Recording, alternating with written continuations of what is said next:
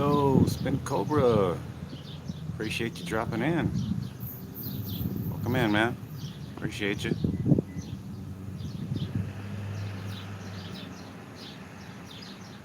Got Bill Hole, Sewer Dog, Karen. Welcome in, guys.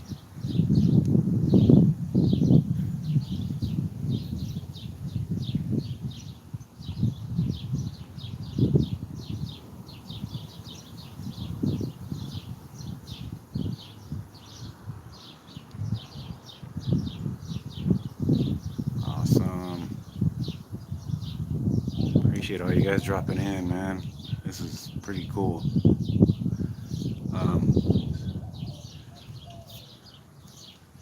It's gonna be just a little history here. I got this book at the library here, which is just shows a little bit of the history here in Willcox. Hello, Karen. Welcome in. Appreciate you being here. And right now we are on chapter 2. The first one we did was a new town on the tracks, which I uploaded yesterday after I got done with my live stream. So we're going on to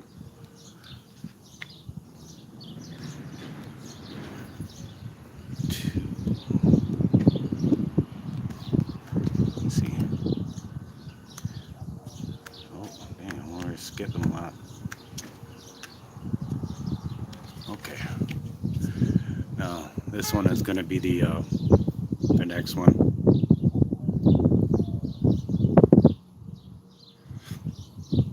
I'm just going to read you certain parts so it don't take a whole lot, but unless you guys want me to read the whole thing.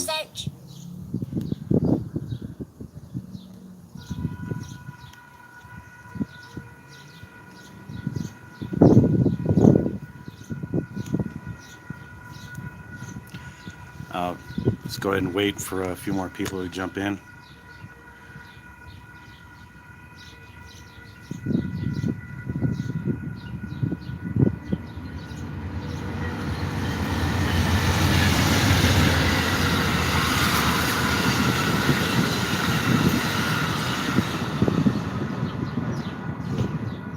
Quick passenger train there. Thought it was going to be a longer one.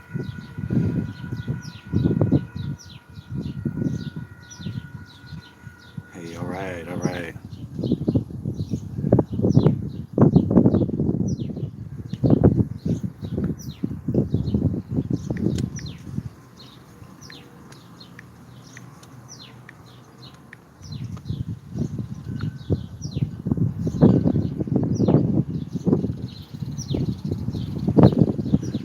Alrighty, guys. This one is about the law and lawless and the lawless.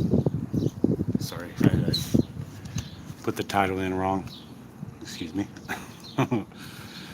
Alright, I'll just read the.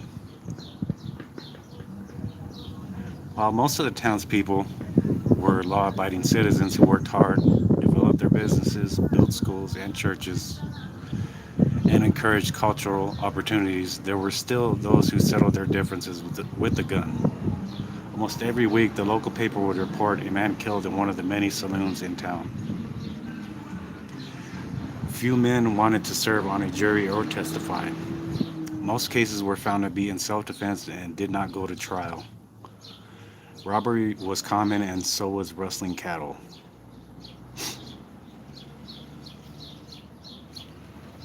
Here you go.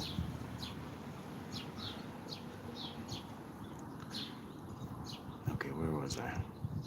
Even the town's own constable robbed the train. Old timers would say, if you are too sissy to live in Willcox, you can move to Tombstone. The red light district was assigned to the west side of town in the blocks where the Masonic Building, Methodist Episcopal Church, Sacred Heart Catholic Church, and Post Office are now. There were 43 girls in 1892, and they put girls in quotes. I don't know why they did that, but that's kind of weird. As testified to in court by Constable Bud Snow. In 1881, Cochise County was newly formed and no longer a part of Pima County. Prisoners were taken to the county seat as at Tombstone for trial. New county officials had to be appointed or assigned. The first constable for Willcox was J. Fredenberg, who served from January to October 1883. The county built a lockup in 1885. In 1887, jailer David Johnson, notified by the Board of Supervisors that a complaint had been filed stating the jail at Willcox was kept in an unclean condition, was told to clean it up and face further action. The local justice of the peace heard cases on misdemeanors, inquests, and civil suits. Welcome in, Tapatios.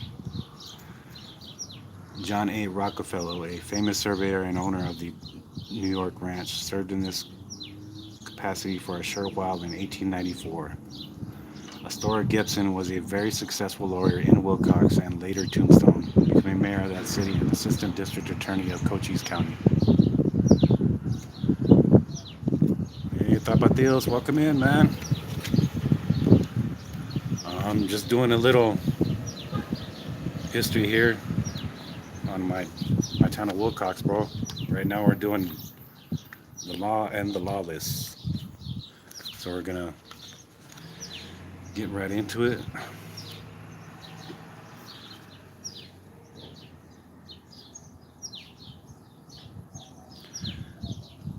John F. Crowley partnered with Otto Johnson, Ora Phelps, and W. F. Nichols in the Elite Saloon and Billboard Exchange, where Windmill Park is now located.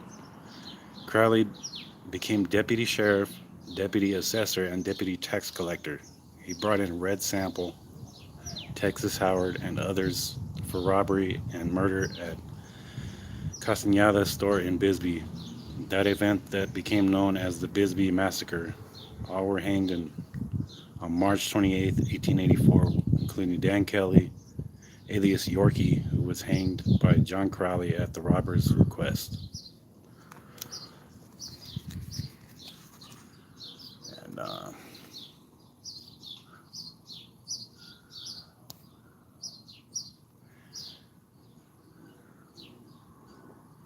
all right, and right here we have John F. Crowley built this Queen Anne style redwood house on East Railroad Avenue in 1893, where he lived with his wife and Estatia, son Thomas, and daughter Hope. He managed W. F. Nichols Lumberyard, owned a transfer business, and was president of the Chicago and Arizona Copper Company, dealt in diamond stocks, and held stock in the Willcox Bank and Trust. And you got this man here.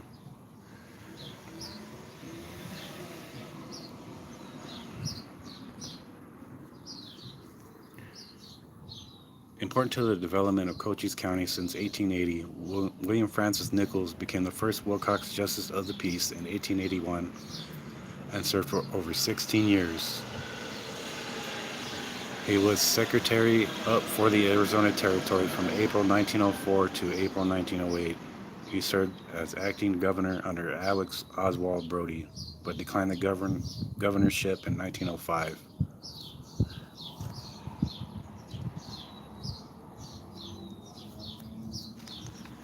Here we have the lumberyard.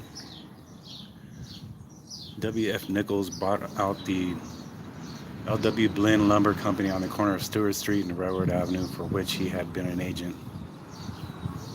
Nichols also invested in mining and cattle and was elected president of the Arizona Stock Growers Association in 1897. After John Crowley's death in 1913, his wife, Anastasia Crowley, took over as manager.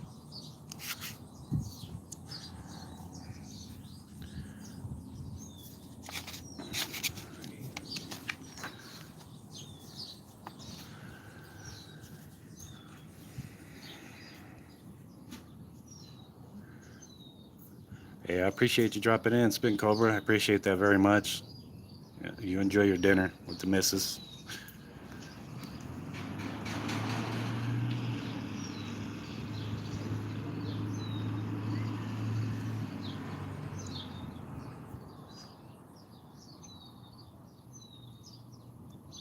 Yo. Hold on. Let me go ahead and put it in there. I got it.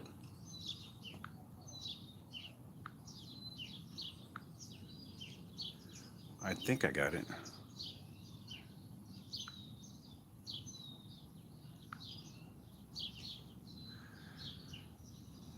Okay.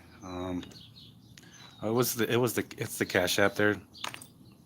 I don't have PayPal. It was the Cash App. Yes, it is, dude. Hey, appreciate you coming in, man. I'm just doing a live stream with just a little bit of history here of Willcox. I had found this book at the library here, which gives some insight onto the things that have happened around here. Right now, we're doing the Law and the Lawless, which is the second chapter in here.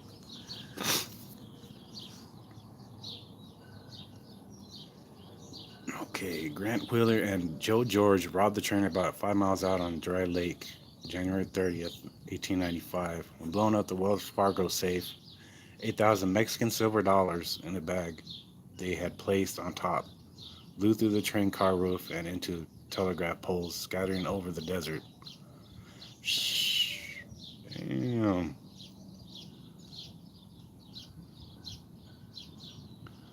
Yeah, man, I was really lucky to find this one, Matt. This one is pretty cool. And right here we have Constable Bert Alvord.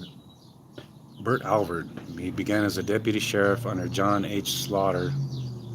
He was hired by the town of Willcox to restore law and order, killing cowboy William King because of a personal grudge in 1897. In 1899, he turned from the law and robbed the train at Cochise with deputies Bill Downing, Billy Stiles, and Matt Burtz. They were caught 6 months later while attempting to rob the train at Fairbank.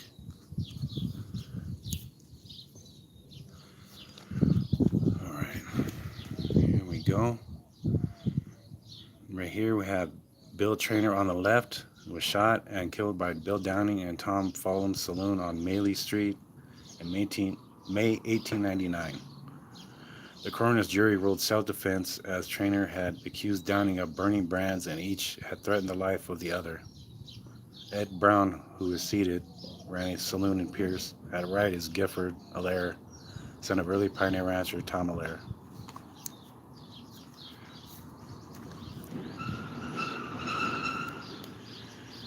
Here we have William F. Downing, rumored to be the Frank Jackson of the Sam Bass gang, was released from prison for train robbery in 1907. Returned to Willcox. He ran the Free and Easy Saloon on Maley Street, keeping women there, which was against the law. One accused him of physical abuse. Arizona Ranger Billy Speed shot him on August 5th, 1908. Downing was unarmed.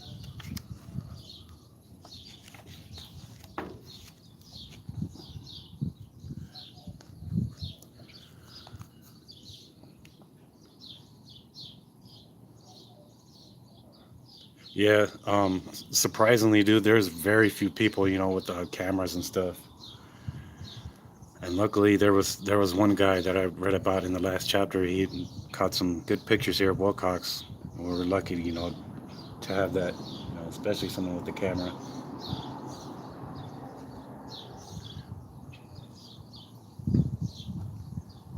Okay. Attorney Edward R. Monk was probate judge in Tombstone from 1886 to 1890. He was country superintendent of schools on the University of Arizona Board of Regents, receiver of monies for the Federal Land Office, and first president of the Arizona Cattle Growers Association. His brother and partner, Dr. Joseph Monk Wright, is known for his priceless library of Arizoniana, which was donated to the Southwest Museum of Los Angeles. And this was his law office, which was located across the railroad track on Maley Street near the depot. He changed the spelling of his last name from M-U-N-K to M-O-N-K after his trip around the world in 1900. He and his brother operated the largest cattle ranches in the area with the brand M-O-K and divided their time between Willcox and Los Angeles, where they both had beautiful homes. And this one here, guys, you guys remember when I went out to the old cemetery? This guy here, Warren Baxter Earp, he was buried out there. He was the youngest of the Earp brothers, which is depicted by artist Charles Perrin Chuck Frank. Earp was shot and killed by John Boyett in Henry Brown's headquarters saloon at Railroad Avenue, which we are located right here. It was at the corner of Arizona and Railroad Avenue and Maley Street on July 6, 1900.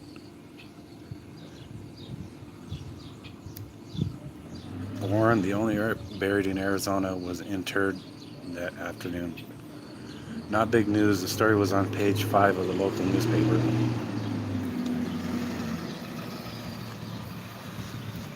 All right.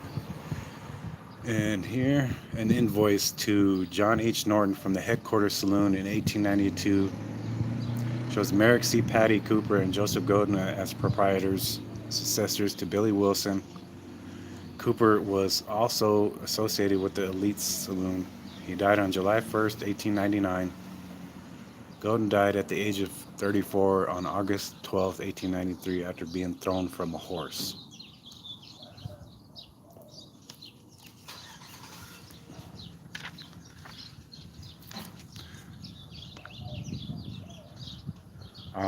I don't think he did, man. I'll have to check on that, Gilbert. Uh, I don't think he ever did. I think he might have. I might. I'll have to check though, just to make sure I have my facts straight. But Warren Earp, he is buried out here at the local cemetery, which is you take this road here and just go over the tracks and go past First Avenue and Second Avenue, and on your left there's a dirt road which will take you out to the old cemetery. But yeah,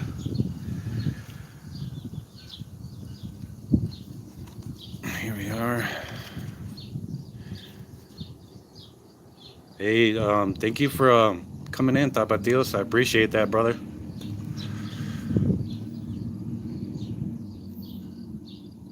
I will be out tomorrow, dude. I will probably be out here at the same time, just to cover the rest of the next chapter.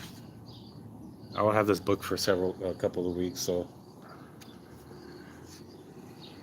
right here we have the first city attorney from 1915 to 1928, John C. Gungle, who served as U.S. District Attorney from the state of Arizona until 1933.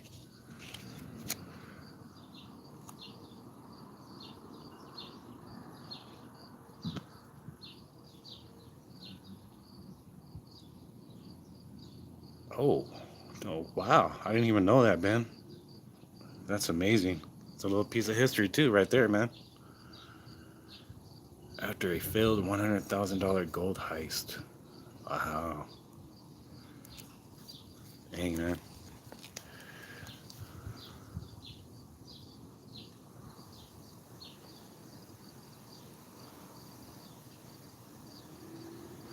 Um, okay, anyways, back to the right here.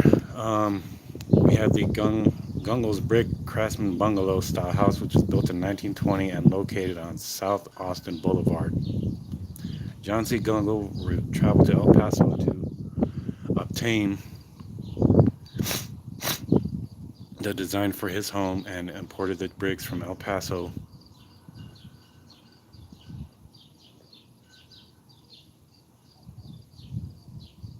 Excuse me, guys. I just keep tripping out because this guy walking across the street over here.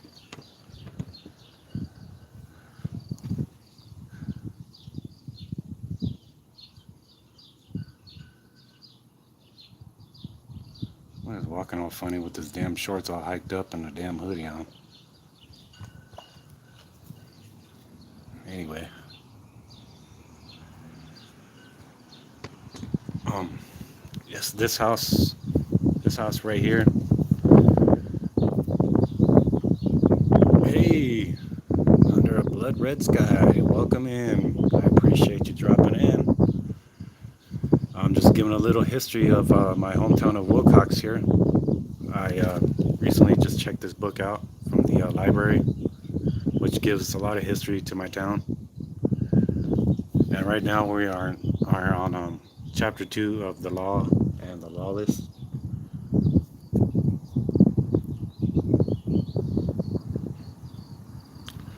Yeah, I have. I'll have to give it another listen though. I like uh I like Audio Slave, man. They're pretty good. Yeah, it's quite a change besides, just my normal cop watching. It's something different that, I want to try out.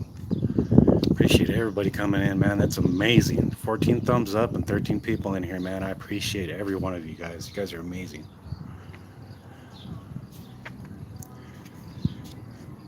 Okay. Deola Lane inherited the house in 1987 from Frank and Francis Stark. This house today still looks the same.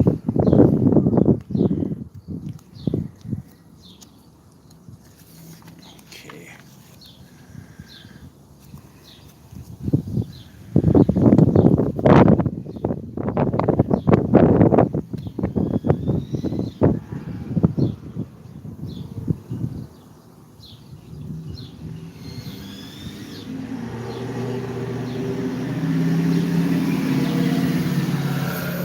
All right. Jasper Page was Justice of the Peace from 1903 to 1915. He did a great deal towards the cause of temperance and the enactment of prohibition.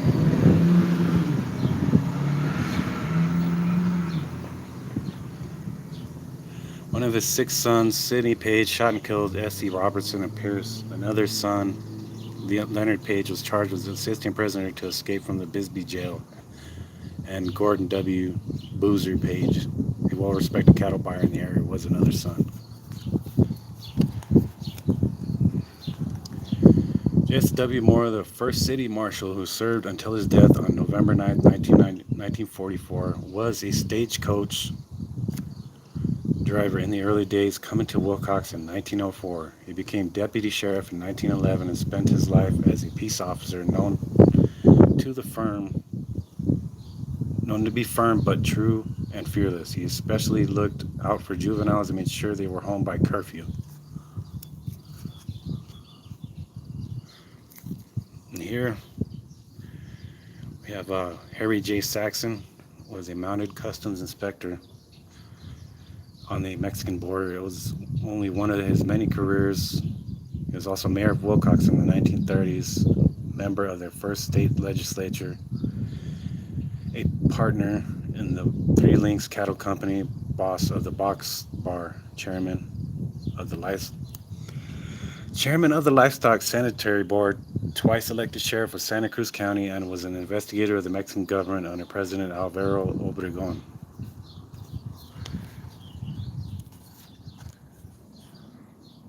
Which guy, Bisbee? You talking about Jesse Moore?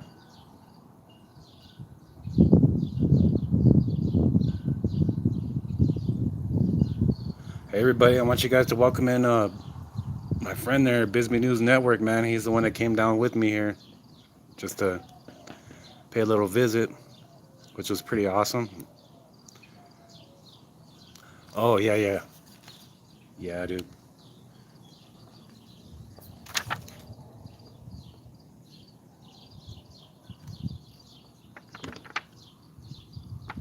Yeah, dude. Yeah, you have to go through. I'll have to go through and check. Um, Let me go ahead and make a couple more moderators in here, guys.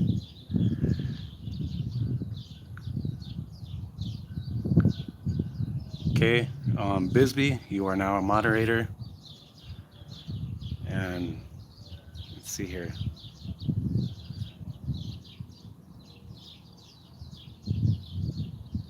And here we go.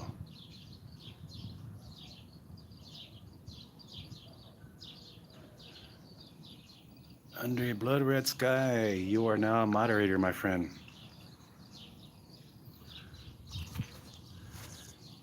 That's just, I know all of you guys, man. You guys are pretty cool. So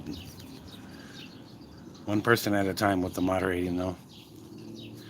So here, guys, we have the Saxon House, which is on the, I believe, the 300 or 400 block of South Haskell. According to Harry Saxon, the most outstanding event in his life was marrying Anne Martin on his birthday, April 29, 1909. They built this adobe bungalow on South Haskell Avenue in the 1920s as their townhouse. It is currently being used as the Saxon House restaurant, which now this place is a coffee place where people go and get coffee. So it is not a restaurant to this day.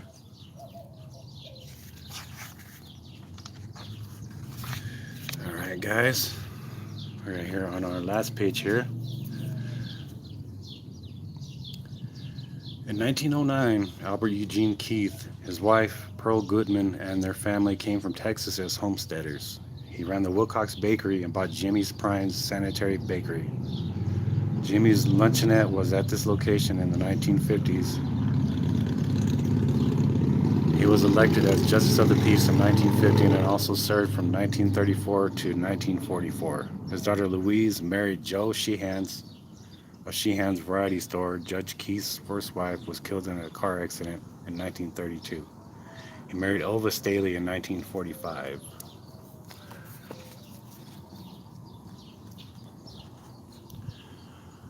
Wallace Lundquist, the first city manager in the 1950s, was also city magistrate and a 30-year veteran of the volunteer fire department. He was an award-winning newspaper boy, selling newspapers on every train that stopped in Willcox. He worked for Southern Pacific for a time, following his father's long history of employment with the railroad. He served as Justice of the Peace in Bowie, Arizona from 1967 to 1974.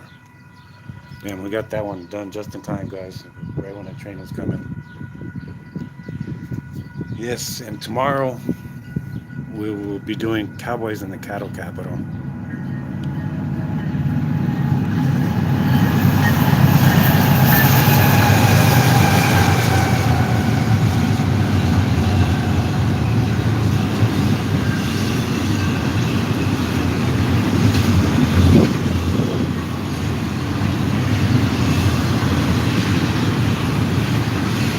Yes, it is, man. Yes, it is.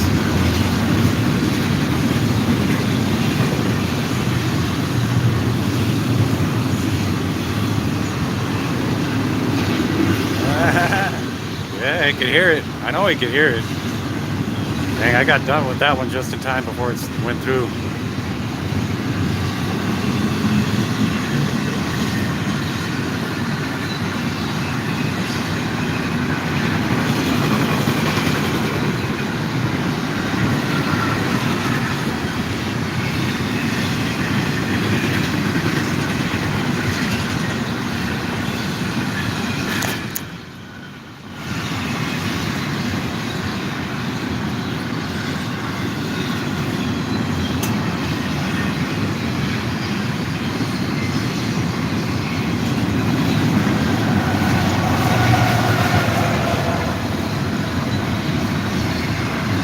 Oh yeah, yeah it is. Right where I'm sitting, the bench is shaky. So yeah, it's pretty close.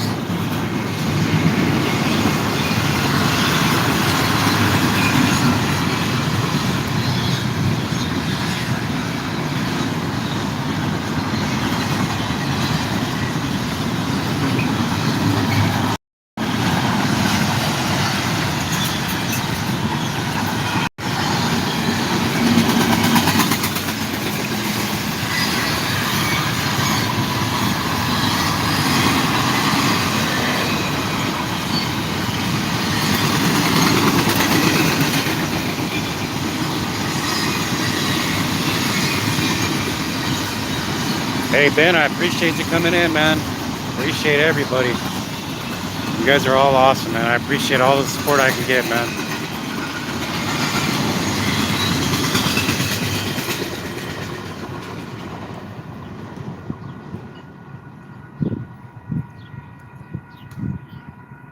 From the book. Um, yeah, that's gonna do it for this one, guys. Um,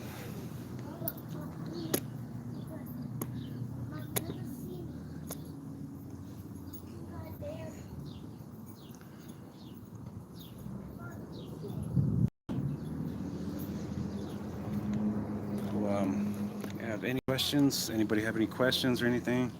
The book, the same publisher about Santa Maria, California.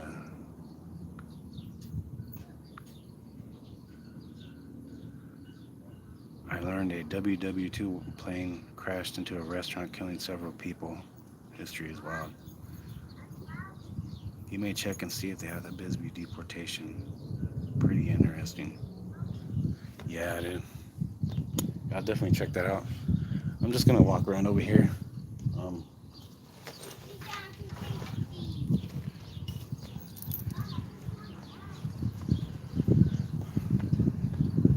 just gonna go ahead and do my stuff right here. Oh man, I bet, dude.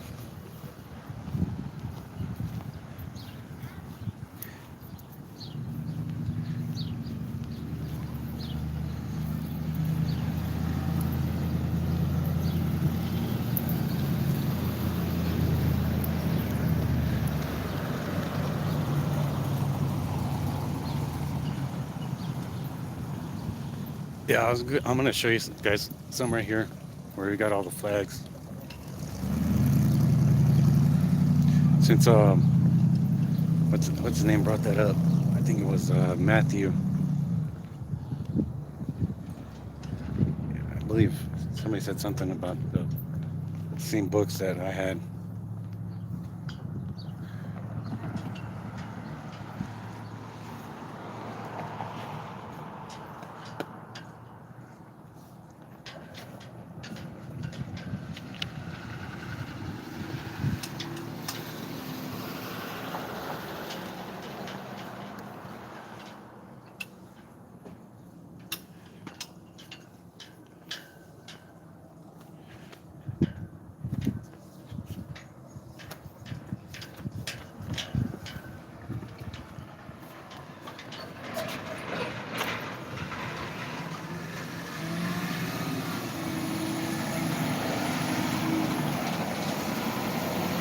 Here's the thing I wanted to show you guys.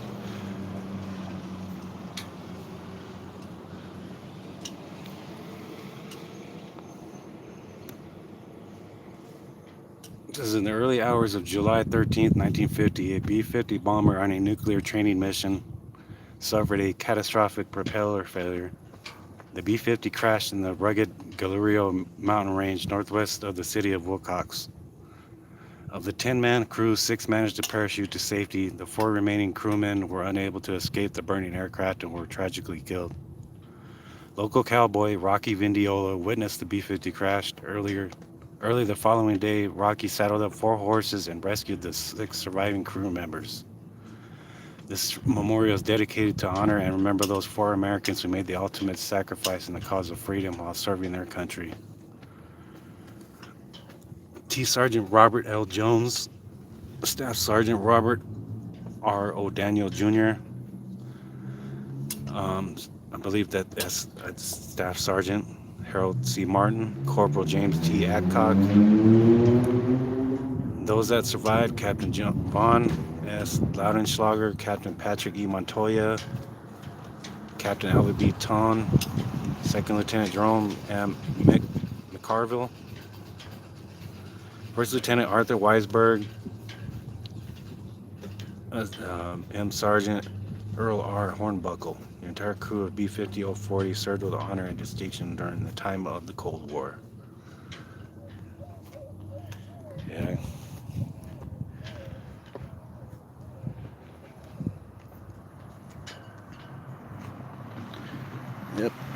beautiful day out here in Willcox, guys. Sharing a little bit of history with you guys.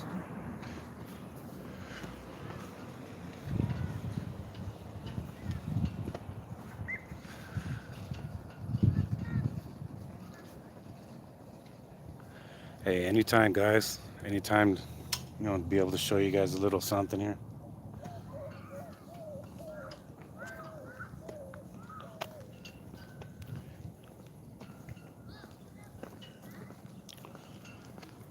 Yeah, shoot.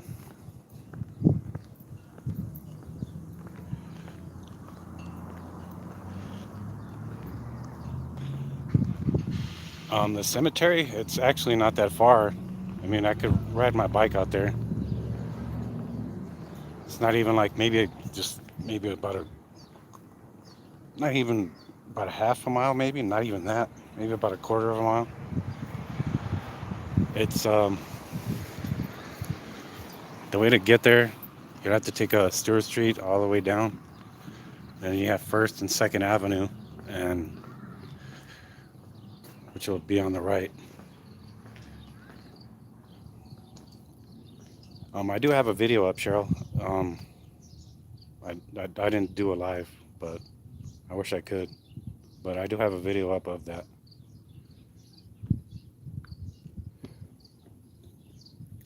What you do is you just go out here on Stewart Road, and just not even another couple of blocks, you make a left, and there's a dirt road, which is going to take you to that cemetery. But yeah,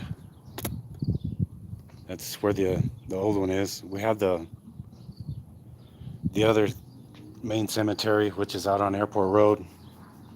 That one's called Sunset Cemetery.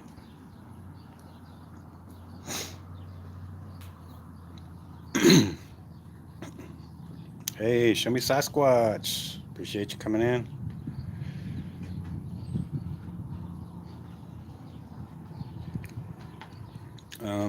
I guess that's going to conclude it here, guys. Tomorrow we'll read up on the next chapter of the book, which is chapter 3. It's got several chapters in here. We'll try to do one each day here, as long as I don't have any police activity. I'll be alright, and I can just come over here and live stream. It's pretty amazing here. I mean, I didn't even know they had Wi-Fi modems here. I'll show you where they are.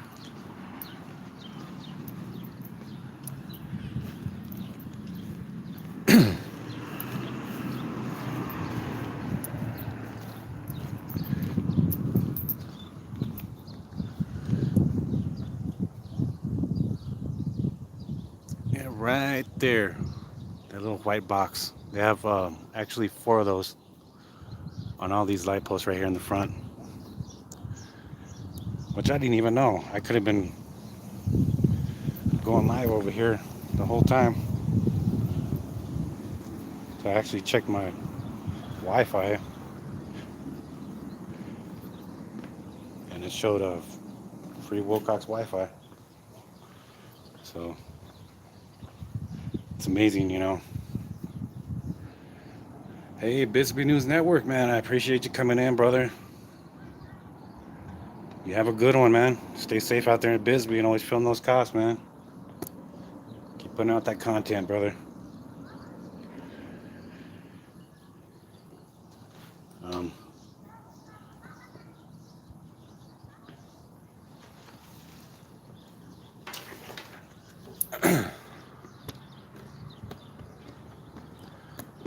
Show. Awesome, man. Pretty cool. Shoot, I just want to thank everybody for coming in here, man. Everybody. Dream Calumet. I hope I'm saying that right. Yeah, we're right here at the Railroad Park here on Railroad Avenue, here in my town of Willcox, which I was just reading up on this book.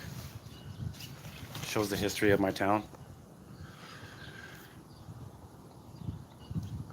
If you want to go back and watch the video over again, I have the first chapter down. This was the second chapter, which was the law and the lawless. Just to give you an idea of where I'm at, right here. This is Arizona. Right here in Willcox.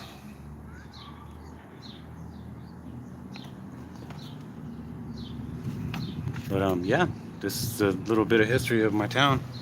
I thought I'd share it with you guys, and for those of you that are interested and come to support my channel, I appreciate every one of you guys. Yeah, that's cool, man. Yeah, I'll check out that song. Thank you, Cheryl. I appreciate you dropping the links and everything. Appreciate everybody. Had old Tapatios drop in, Spitting Cobra, Druzy, Sewer Dog, Bisbee News Network, Dream, Show Me Sasquatch, Dillho, Matthew King, Under Blood Red Sky, Let's Go. Yeah, man, all you guys are awesome, man. I appreciate all of you guys. Much love to you guys. Seriously.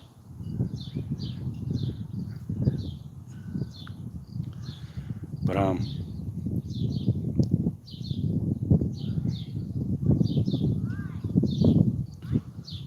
gonna go ahead and shut this down, guys. That'll be it for today. Unless I catch me some police activity out here.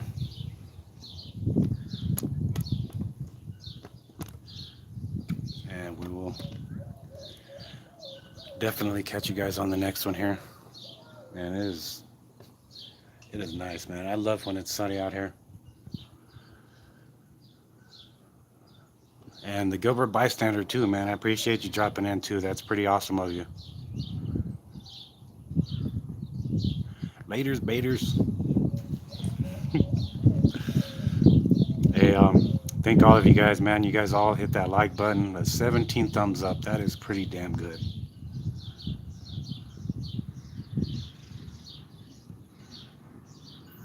I appreciate all you guys, man. You guys are all awesome. You know what? Just for kicks, man. Hey, you're now a moderator on my channel, Gilbert, so whenever I go live and we have some kind of bad shit going down in my chat, you guys know what to do. No spam, no porn bombs, no none of that in my channel. I don't condone any of that. But I appreciate every one of you guys. I'm gonna go ahead and shut it down. This is your host, Jose, out here in the city of Willcox, Arizona. And we will catch you guys on the next one. Peace.